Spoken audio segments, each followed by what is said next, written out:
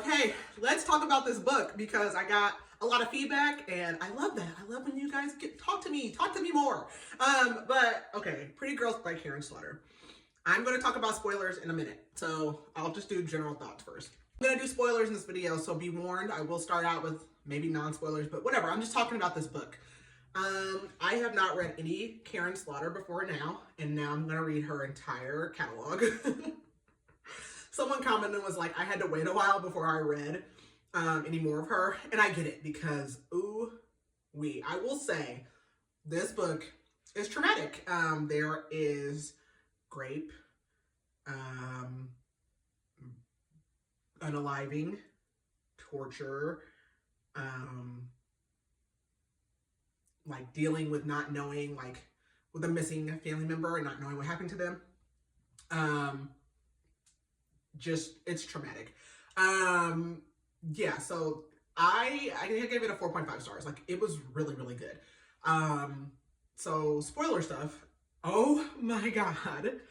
I knew it was Paul. Like, I knew that the husband was not innocent. I did not think at that one point that he was still going to be alive, but I knew that he was guilty. Disgusting. Like, oh my gosh. And I wish we had more backstory, only because it's like, I do want to know how he got into this. Because what we know is like, okay, so he obviously knew his dad was doing that stuff when Julia got taken. But like, okay, so how long have you been involved in that? Like, that's what I kind of want to know, because it's just like, what is wrong with you? And like, when the one officer, the FBI was like, he's a psychopath, like, absolutely. And he like still thought at the end that she was going to go with him and like love him. And I love how his last breaths were. I would have loved him going to prison, because I think that loss of control would have been amazing. But pigs, like, just the huckleberries, all of them. That is so sad. And to seek me out and to marry me for 20, can you imagine? If you have not read this book and you're listening this far and you've gotten spoilers, well, I'm just going to tell you.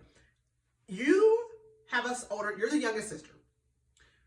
The oldest sister goes missing like when she's in college. They assume that she's dead, but they never find out.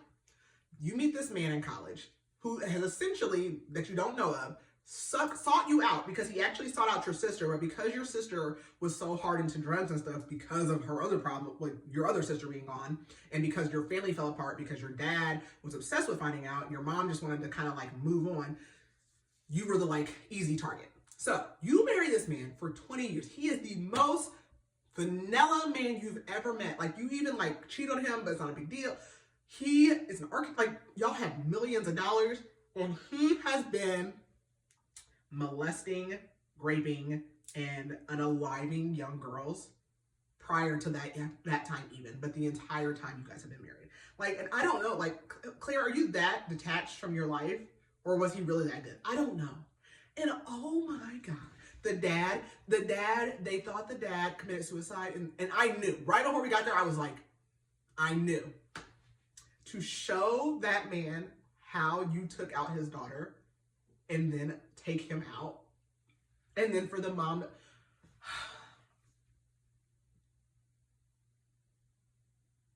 I love Lydia and Claire, though.